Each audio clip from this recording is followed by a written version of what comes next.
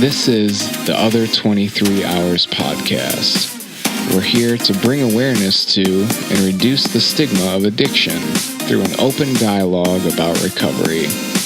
Join us this week and every week for new episodes and content.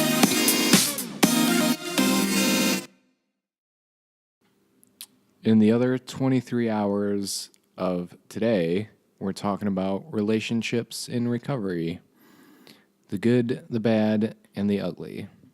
This podcast kind of came out of an ugly situation we had where part of me really wants to be honest about it, but I suppose we should just kind of not give too many details. But basically, I think Andrew was not in a space that was good and able to communicate well. But had decided to spend time with me, and it made for a very tricky situation because it frustrated me to the nth degree. It was just bad. It was all bad. It was just all bad.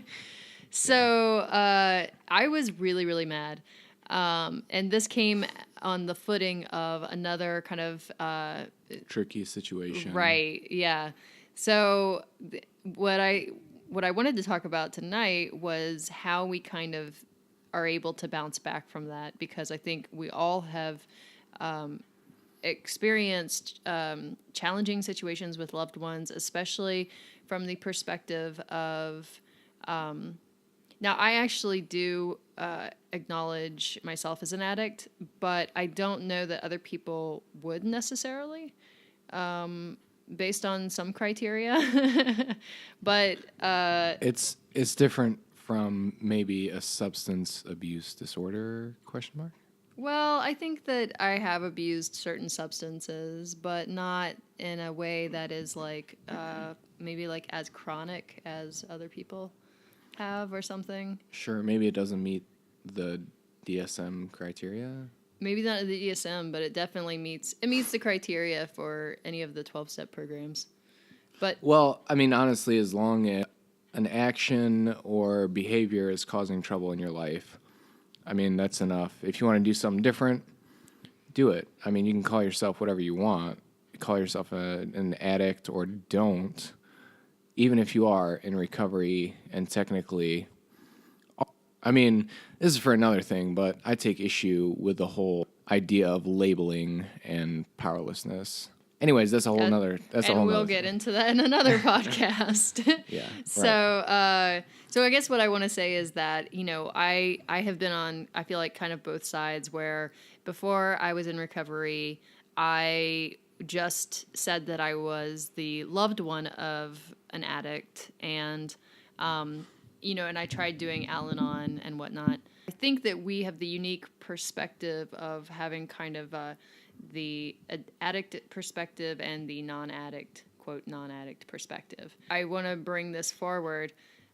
So some of the important things that... Where should we start? Yeah, exactly. Well, the first thing is, I think the reason why this altercation happened was because we have pretty clear boundaries, and they weren't upheld. Right. There was an important boundary that got crossed. And the question is, what do you do when that happens? Because, I mean, in any relationship, one person or both at hopefully different times are going to cross some boundaries and do some things that are difficult or problematic, and we just need to find ways to come back from that, right? If it's a relationship with someone that we care about. One of the things that we kind of had talked about is, okay, so a boundary has been crossed or an altercation happens, which is usually, I mean, I think a lot of it is from boundaries being crossed that shouldn't be, or I hate should or shouldn't. I mean, that just get crossed for various reasons, we'll say. Right, that and miscommunications and misunderstandings, sure. I feel like, are big. Yeah, that's huge, yeah. So on communication, I mean, the first thing you have to do is say something like, you've crossed my boundary, and be very clear about that. Hopefully not yelling, although. I don't think that identifying the other person as mad is usually an issue.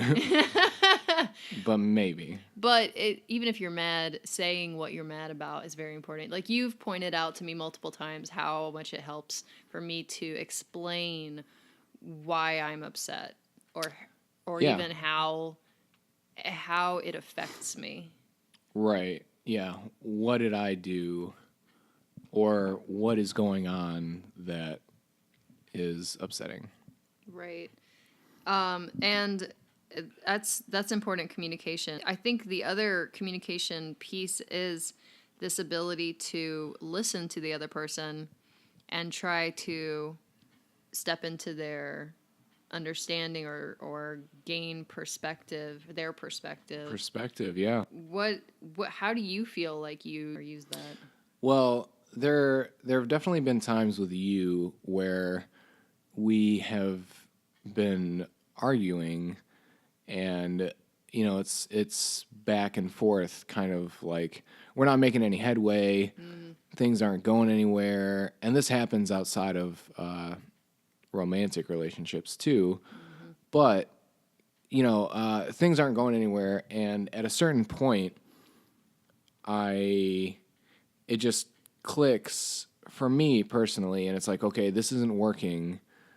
What else can I do to resolve this? And I think it's important, especially if it's someone that you care about.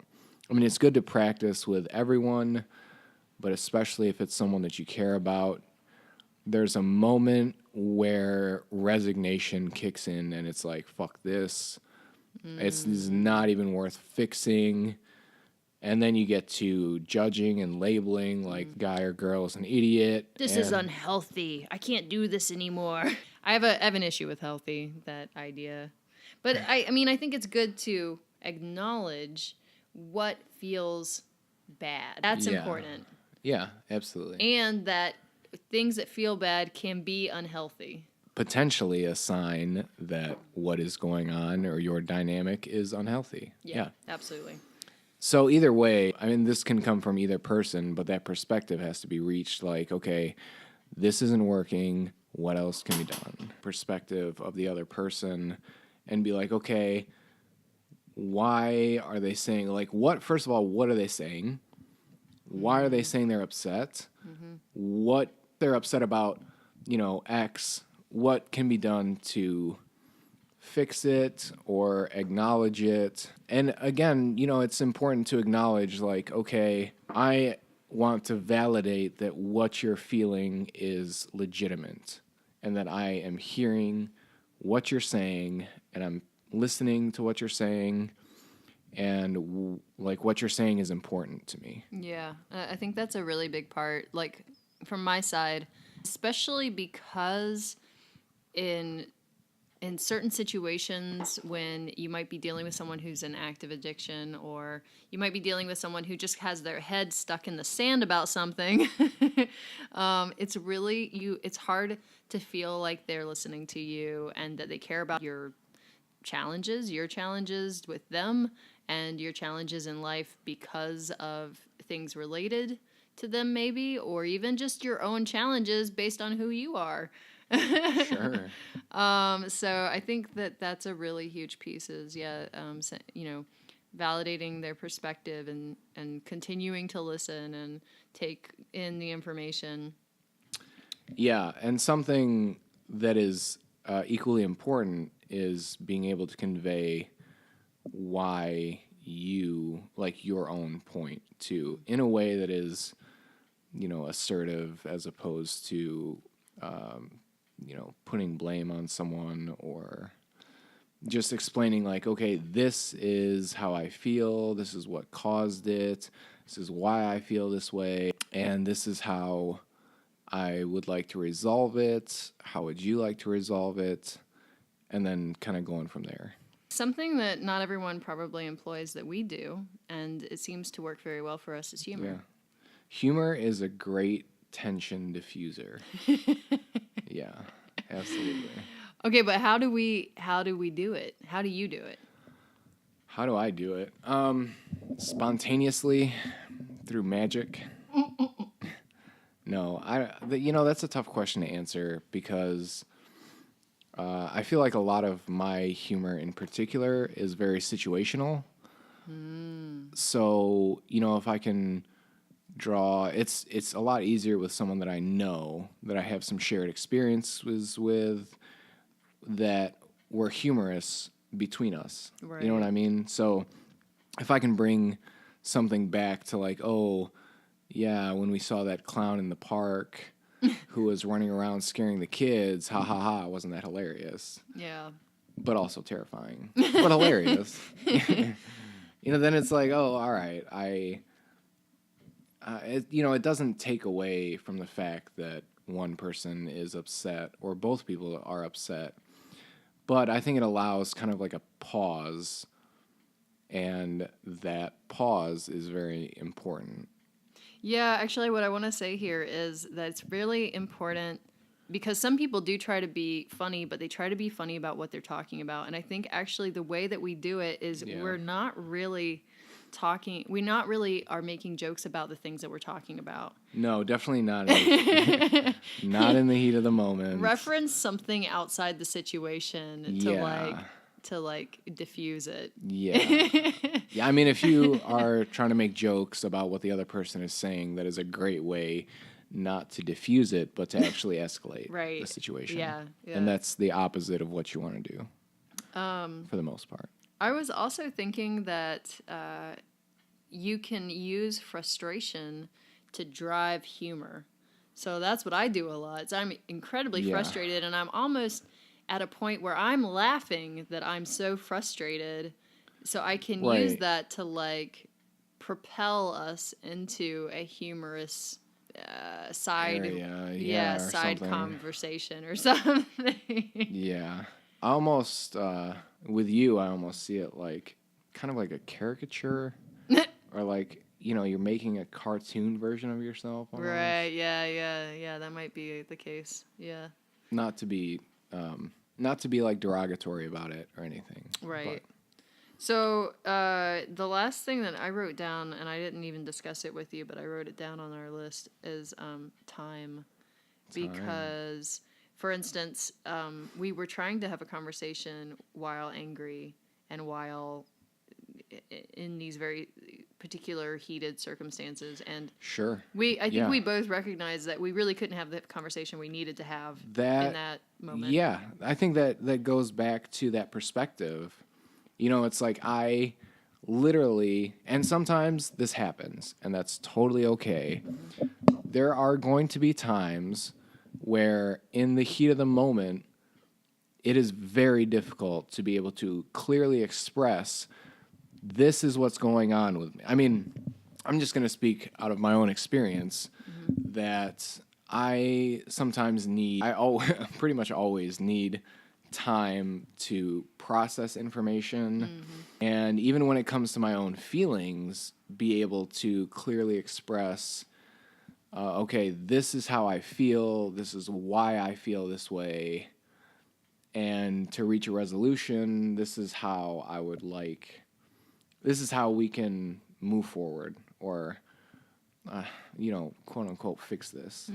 So I think taking time is a great idea because that, if it allows that digestion of information and kind of it gives it an opportunity for people to put words to their feelings. Right. The other thing that I feel like we need to touch on with time is the fact that sometimes it feels like you don't want to give it time. When it's a situation where it's heated, you want resolution, and even whether you should be talking about it or not, there's that should or shouldn't again.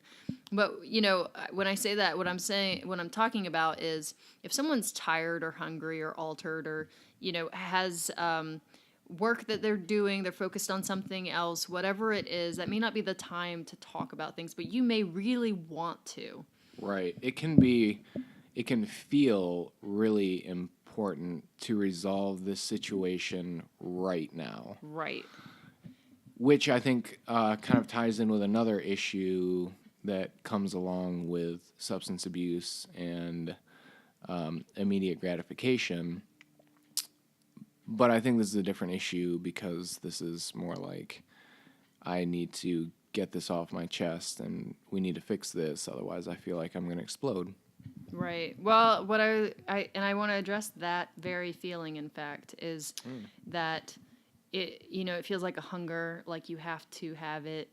And I think you can cultivate over time a sense of knowing that just because you don't talk about it then doesn't mean it won't be resolved. And it won't be resolved soon, in fact, potentially.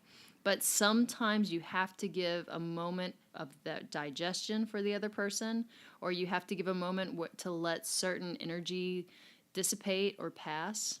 Or it might even be that if this person is tired or hungry or altered or focused on something else, they need to be there. They need to be present. They need to be active in the conversation. And if that's not happening from the beginning, or if it starts to wane because you've been talking for 4 hours about something important, then you might need to give it a rest and just pick it up tomorrow and see what new perspective comes with that. Absolutely. And if you are talking about things for 4 hours, kudos to you because you are fucking superhuman. Because I don't have that kind of attention span. So I think that kind of goes over what we think is most important to kind of we kind of originally were talking about kind of overcoming negative interactions, but I think from my perspective, it's when you have a disagreement with someone and you want to get back to a good place with them. These are little things you can think about that will help you. Yeah, little tools. If you've never taken an assertive communication course, or even if you have, they're just good little refreshers. Yeah, and this doesn't cover anything by any means. There's tons Everything? more. This doesn't cover everything? Yeah. Yeah, what did I say? This doesn't cover anything. Oops! And that's the end of this part. No, wait. No, I'm just kidding. Okay, so no, but no, it doesn't cover everything. And I guess what I'm saying is that there are lots of other things that make up a good conversation, and we're not really talking about those. We're more talking about getting back to a baseline good understanding after a negative interaction with someone. Yeah, this is a single specific facet of interrelational dynamics. Right. So this is not comprehensive. I'm sure as our own life experiences unfold, we will have more inspiration and ideas to come forward with and things to talk about. If you'd like to share some of your ideas. Sure. We would love to see your comments on this. Mm-hmm.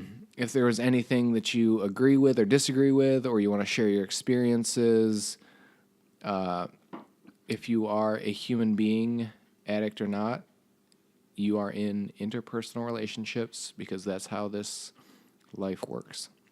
So, share with us, get at us on any of our social media tags that'll be added in the description. Mm-hmm.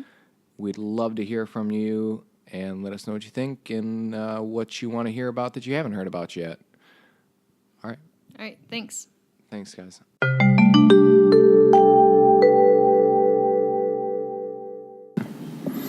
The other 23 hours is used for entertainment, informational, and educational purposes only. We are not medical professionals. None of this information should be used to treat or diagnose any illnesses. We are not legal experts and do not offer legal advice. Please consult your local physician or lawyer for your own unique situation.